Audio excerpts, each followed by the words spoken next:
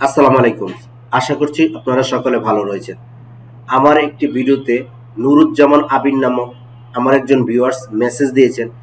তিনি বলেছেন সরকারি কর্মচারী হাসপাতালের ক্ষেত্রে তিনি কিভাবে তার পরিবারের সদস্যদের দেখাবেন মাই প্রোফাইল ব্যবহার করে অথবা ওয়েবসাইট ব্যবহার করে। আপনাদের একটি বিষয় আমি প্রথমে ক্লিয়ার করতে চাই। আপনি সরকারি কর্মচারী হাসপাতালে পরিবারের সদস্যদের যদি ডাক্তার দেখাতে চান, সেক্ষেত্রে আপনাকে প্রথমে নিজে রেজিস্ট্রেশন হতে হবে। নিজের নামে রেজিস্ট্রেশন করে তারপর আপনার আইডি এবং আপনি পরিবারের যাকে অ্যাড করবেন তার এনআইডি অথবা আইডি দিয়ে রেজিস্ট্রেশন নিতে হবে। তাহলে আপনার অধীনে ওই ব্যক্তিটা রেজিস্ট্রেশন হবে। আবার যদি পরিবারের কোনো ছোট সদস্যদের আপনি রেজিস্ট্রেশন করাতে চান, সেক্ষেত্রে আপনার আইডি এবং পরিবারের ওই ছোট সদস্যের জন্ম নিবন্ধন দিয়ে রেজিস্ট্রেশন করতে হবে। তাহলে ওই পরিবারের ছোট সদস্যটা আপনার অধীনে রেজিস্ট্রেশন হবে।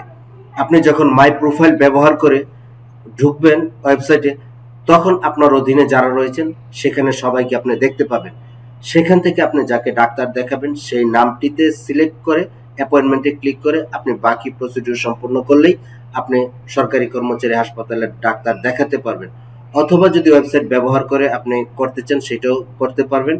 সেক্ষেত্রে আপনার পরিবারের যে একটি ইউনিক আইডি পড়বে সেটি সিলেক্ট করে ডেট সিলেক্ট করে এবং ক্যাটাগরি অনুযায়ী ডাক্তার সিলেক্ট করলে আপনি পরিবারের সদস্যদের ডাক্তার দেখাতে পারবেন।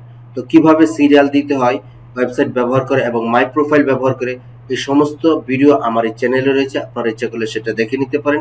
দেখে নিলে আপনারা আশা করছি সরকারি কর্মচারী হাসপাতালে ওয়েবসাইট বা মাই প্রোফাইল ব্যবহার করে সিরিয়াল দিতে পারবেন।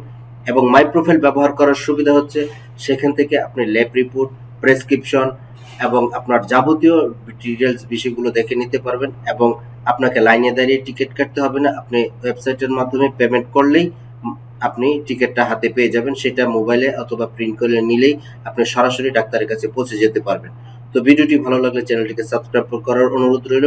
অসংখ্য ধন্যবাদ।